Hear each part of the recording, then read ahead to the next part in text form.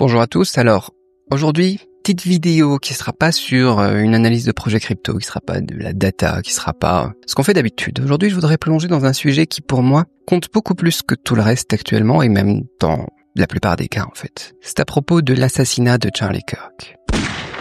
Alors déjà, faut pas croire que c'est un événement politique lointain, c'est aux US, etc. Ça nous touche pas, tu vois. C'est vraiment un coup de poing dans le ventre. Pour moi, une balle tirée sur chacun d'entre nous. Donc restez bien jusqu'à la fin de cette vidéo parce que vous verrez ce qu'on a perdu. On a perdu quelque chose aujourd'hui, enfin avant-hier. Et je pense que c'est vraiment grave.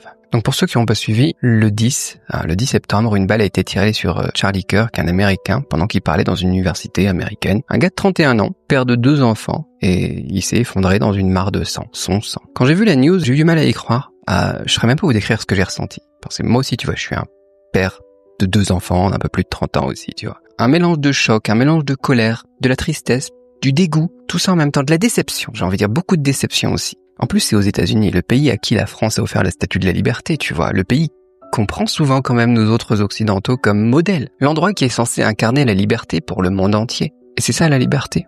Tu finis par te faire descendre dans une université, en plus un lieu censé accueillir le choc des idées, la confrontation, les débats, tu vois. La balle, c'est ça la réponse finale. Pour moi, je pense que ça m'a choqué aussi parce que je pense qu'on a franchi un cap, on a glissé dans quelque chose de plus sombre, une moquerie violente de tout ce qu'on considère comme sacré, tu vois, la civilisation, le dialogue.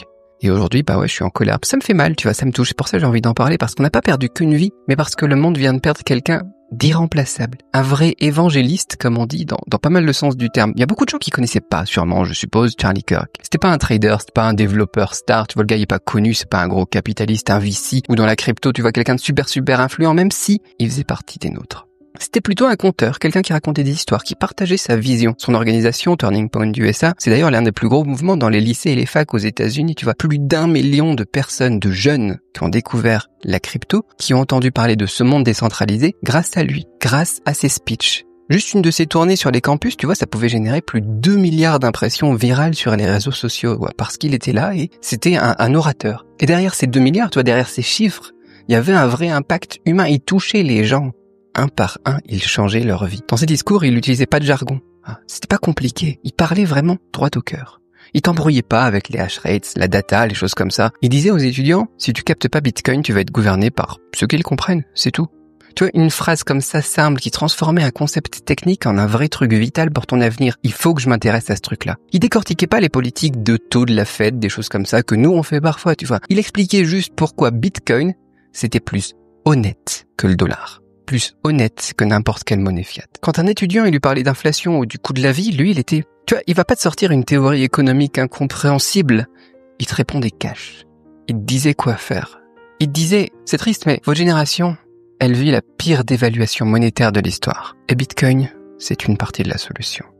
Il expliquait que, juste la base, il y a 21 millions de Bitcoin, personne peut imprimer plus et diluer ta richesse comme ils le font avec les monnaies fiat. C'est tout. Il a pris Bitcoin, un truc de geek, ultra complexe, quand même sacrément technique, et il en a fait un symbole de liberté, un symbole de résistance, un symbole de justice. Ce que l'industrie crypto, elle a galéré à faire depuis 10 ans, tu vois.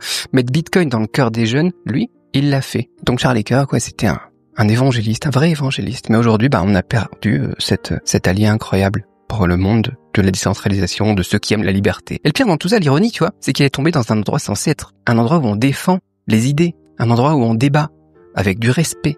En plus d'ailleurs, quelques minutes avant de se faire tirer dessus, il répondait justement à une question sur la violence des armes à feu aux États-Unis, tu vois. Donc ouais, je pense que là, c'est pas un crime juste qu'on a vu, c'est un signal. Un signal qui dit qu'à partir du moment où la société, elle est trop divisée, où on n'arrive plus à se parler, tu vois, la violence, ça devient le dernier juge. Et dans un monde où la violence, elle écrase les idées, tu crois en quoi, toi? Tu peux croire en quoi? Est-ce qu'on peut encore croire en quelque chose? Est-ce qu'on peut encore être vraiment libre? Quand la confiance en l'humain, elle s'effondre à cause d'une balle, on a besoin d'un ordre qui repose plus sur la nature humaine. On peut pas faire confiance à la nature humaine. On a besoin de règles dans ce monde. Des règles qu'on pourra pas réécrire avec la force. Et c'est pour ça que je crois dans une liberté qui est basée sur les maths. Dans un monde qui est basé pas sur la confiance, pas sur le pouvoir, mais sur les maths.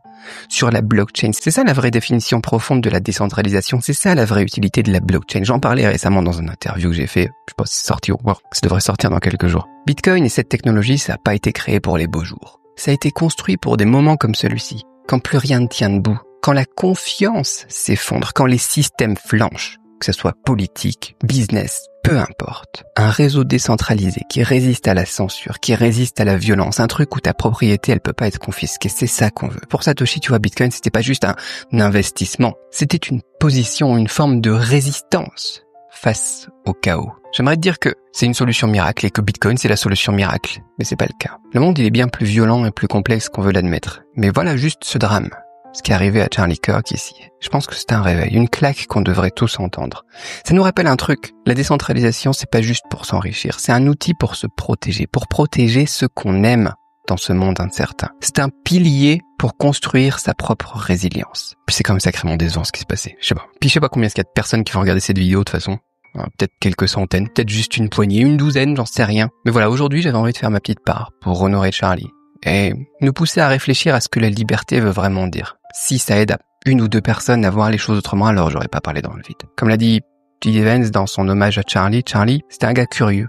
Tu vois, curieux des idées, toujours prêt à apprendre, à ajuster ses vues aussi. Cette balle qui s'est prise, elle a visé cet esprit-là aussi. Cette ouverture d'esprit, cet esprit de liberté. Et je pense qu'on peut faire quelque chose. C'est peut-être qu'on peut utiliser ça pour avoir plus de force, plus d'énergie, pour essayer de faire changer les choses. Je sais pas, moi en tout cas ça me motive à continuer à bosser là-dessus.